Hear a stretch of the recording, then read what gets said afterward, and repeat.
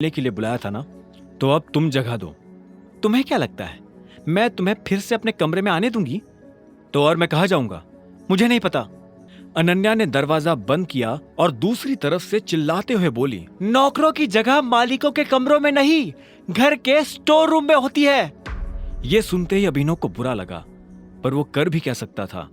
उसने बस बंद दरवाजे को देखा और हताशा से अपना सिर हिलाने लगा।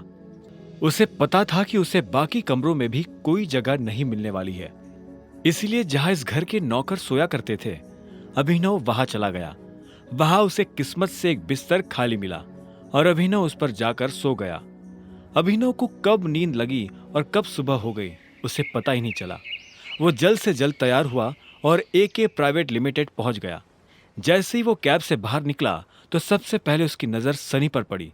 सनी ने भी उसे देखा और चालाकी से मुस्कुराते हुए बोला, आहा, देखो जरा कौन आया है, सिक्योरिटी।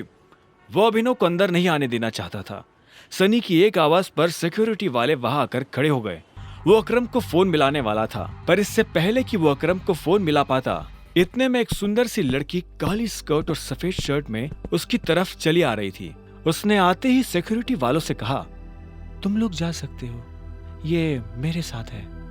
इतना कहकर उसने अभिनव की तरफ देखा। ये देख सनी के होश उड़ गए। उस दिन पार्टी में और अब यहाँ भी अभिनव ने सनी को गलत साबित कर दिया था। इससे पहले कि वो कुछ कह पाता, अकरम की सेक्रेटरी जेनी ने उसे शांत रहने का इशारा कर दिया था।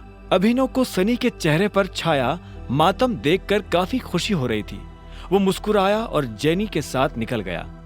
आपको अकरम ने बताया कि मैं यहाँ क्यों आया हूँ? ये सुनते ही जेनी के कान खड़े हो गए। अभिनव जैसा आदमी जो यहाँ नौकरी के लिए आया था, वो अकरम को अकरम कहकर बुला रहा था। जेनी ने इस सवाल का कोई जवाब नहीं दिया। उसने अपने ऑफिस का दरवाजा खोला और अंदर चली गई। अभिनव भी उसके पीछे पीछे अंदर आया और बोला, तुमने मेरे सवाल का जवाब नहीं दिया। सॉरी, जेनी ने कहा। जेनी ने जिस तरह से सॉरी कहा, अभिनव को समझ आ गया था कि वो उसे पसंद नहीं करती थी।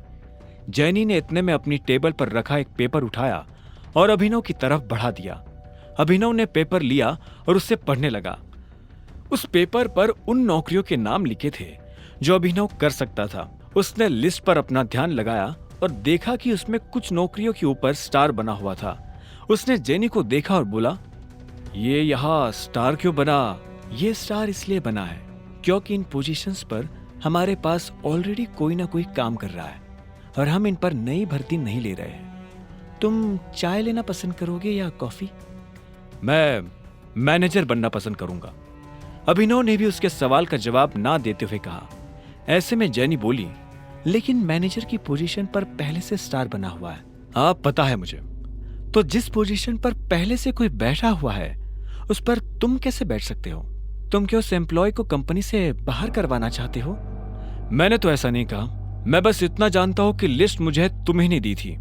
हाँ, लेकिन तुम्हारा नाम? जेनी। जेनी ने गुस्से में कहा। अभिनव के सवालों से उसे चिढ़ हो रही थी। अभिनव को उसके नाम से कोई मतलब नहीं था।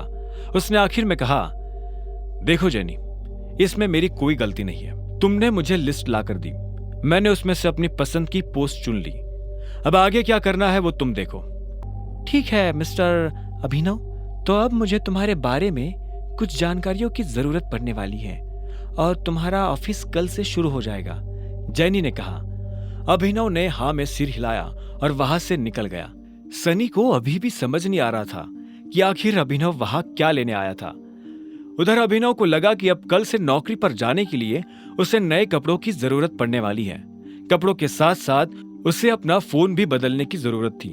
अकरम का दिया हुआ चेक उसकी जेब में ही रखा हुआ था। अभिनव अपने चेक से पैसे निकालने के लिए बैंक चला आया। तभी उसकी नजर प्रणव से मिली। प्रणव उन लोगों में से था जो अभिनव की गरीबी का मजाक उड़ाया करता था। जैसे उसने अभिनव को बैंक के अंदर आते हुए देखा तो बोला, अरे वाह, देखो तो कौन आया है। प्रणव खुद एक बैंकर था। वो अरबपति तो नहीं था, लेकिन उसके पास अच्छी खासी दौलत थी। वो दिखने में भी स्मार्ट था। वो अभिनव को इसलिए जानता था क्योंकि अभिनव अक्सर इस बैंक में डिलीवरी के काम से आया करता था। हालांकि वो दिखने में अभिनव के आगे कुछ नहीं लगता था, लेकिन उसमें और अभिनव में एक ही फर्क था, गरीबी का। हेलो, मुझे थोड़े पैसे निकालने हैं, अभिनव ने कहा और प्रणव को चेक दिखाने लगा। प्रणव ने बिना चेक देखे कहा, चेक से? तुम्हें पता है ना, चेक से सिर्फ बड़ी रकम ही निकाली जा सकती है। मेरा अमाउंट बड़ा है, यहाँ काउंटर पर नहीं निकल पाएगा, इसलिए मैं मैनेजर से मिलना चाहता हूँ। ये सुनते ही प्रणव जोर जोर से हंसने लगा और बोला, तुम्हें उसकी जरूरत नहीं पड़ेगी, मुझे अपना चेक दिखाओ। अभिनव ने गुस्से में प्रणव को अपना चेक दिखा दिया। प्रणव ने बिना देखे अभिनव और बाकी लोगों की आंखों के सामने चेक फाड़ दिया। अभिनव प्रणव पर चिल्ला उठा, तुम्हारा दिमाग खराब है क्या? सिक्योरिटी को बुलाओ और इस आदमी को अभी के अभी बाहर निकलवाओ यहाँ से। फर्जी चेक लाकर बैंक वालों को बेवकूफ बनाता है। अभी पुलिस बुलाकर तुझे अंदर करवाता हूँ। आगे की कहानी जानने के लिए देखें अगला एपिसोड सिर्फ पॉकेट एफएम के यूट्यूब चैनल पर, और द रिटर्न ऑफ टाइगर के सारे एपिसोड्स को सुनने के लिए डिस्क्रिप्शन में दी लिंक से डाउनलोड करें पॉकेट एफएम ऐप।